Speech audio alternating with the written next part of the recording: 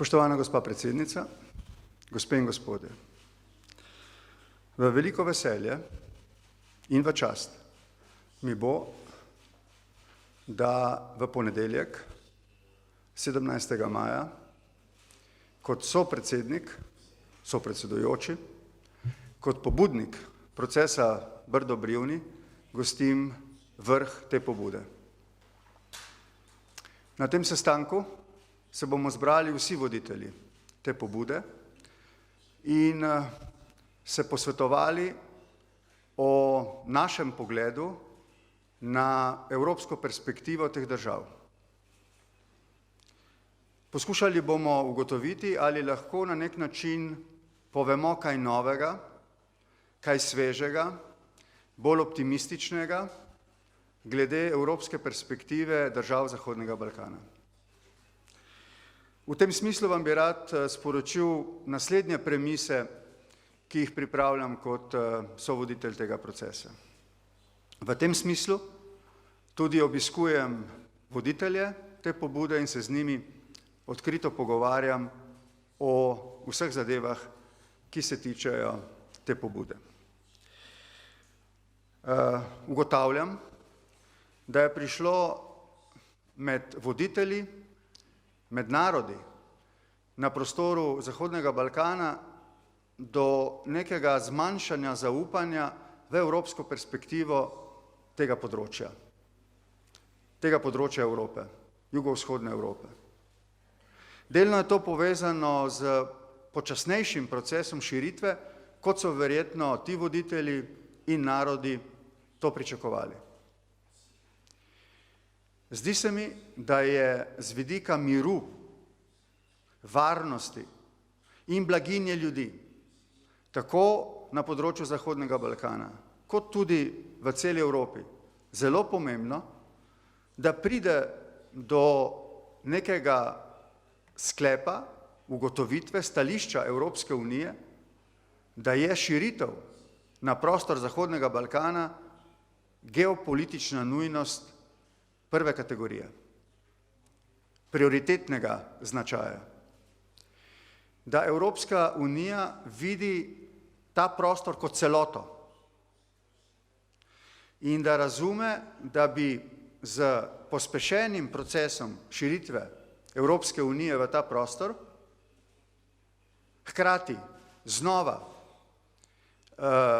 zelo okrepila zaupanje voditeljev in ljudi v evropsko perspektivo njihovih narodov in držav, znova spodbudila politično voljo za reforme, predvsem pa odpravila nevarnost, da bi se razmišljalo o nevarnih alternativah, vključno z razmišljali o spremembi meja med državami.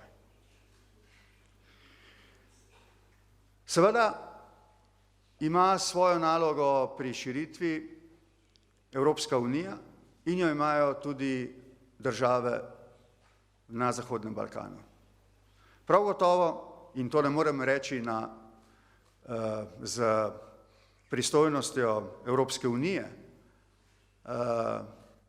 moja observacija pa je, da mora Evropska unija vendarle ta proces pospešiti, kot sem rekel, pospešiti, videti ta prostor kot celoto in na ta način v bistvu zavarovati to pomembno geopolitično področje pred kakšno nestabilnostjo, ki bi lahko izvirala iz tega počasnega procesa, ki smo mu zdaj priča. Na drugi strani, in to sem predsednici tudi dejal, Evropa upravičeno pričakuje, da bodo procesi reform tekli hitreje, bolj iskreno, da se bodo tudi vprašanja med narodi in med državami reševala z večjo iskreno in politično voljo, kot je to sedaj.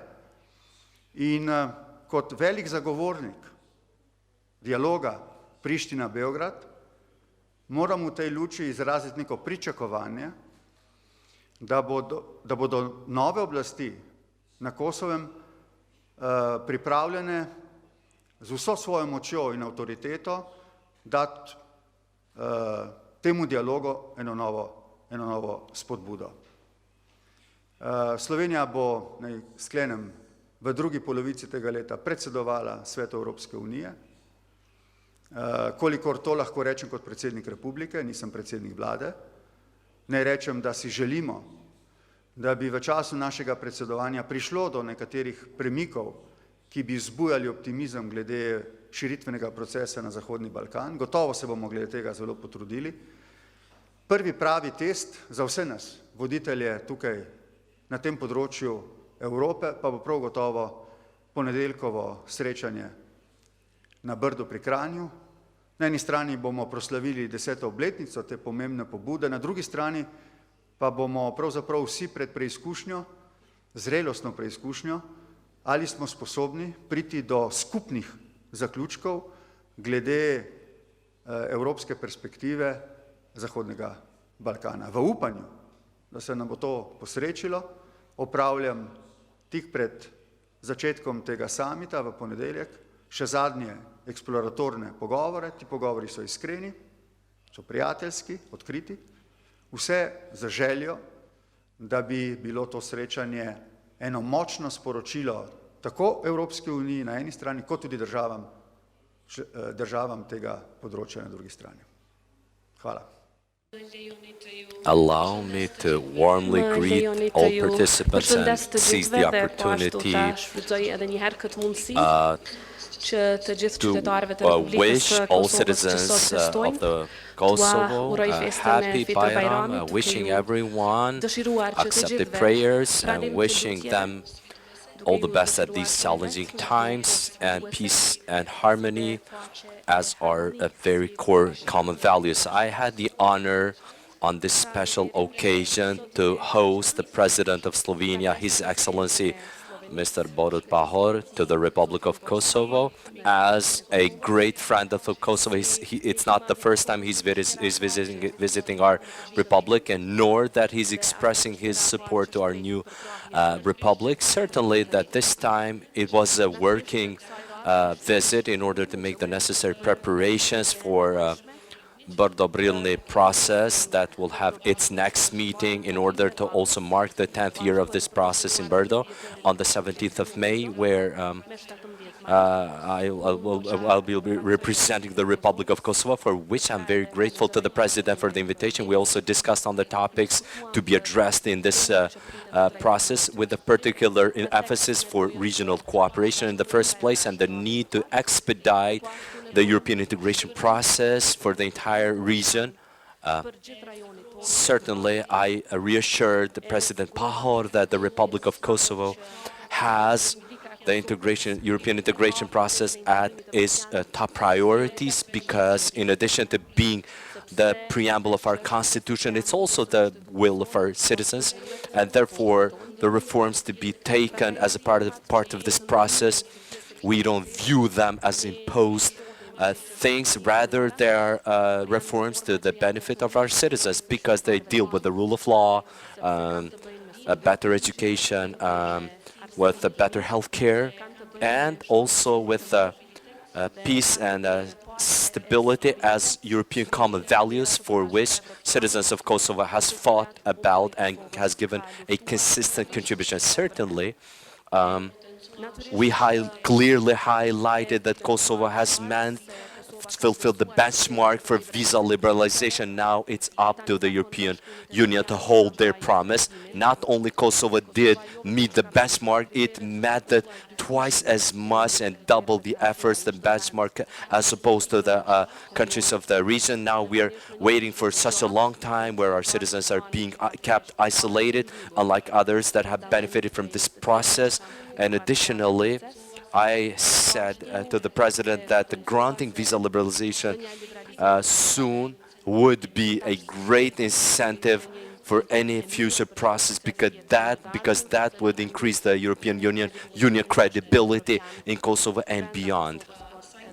As regards this pandemic situation, I updated the President of the Slovenia about the fact that we still need further support in terms of vaccines, and I look forward that Slovenia will support Kosovo to perhaps symbolically just to show their affirmation of the excellent relationship and the strong friendship between our two countries, because as our citizens would say, and other peoples, good friends are friends that help you at hard times, and Slovenia always stood by Kosovo at its hard days, so I hope it will continue to do so by helping it cope with the pandemic.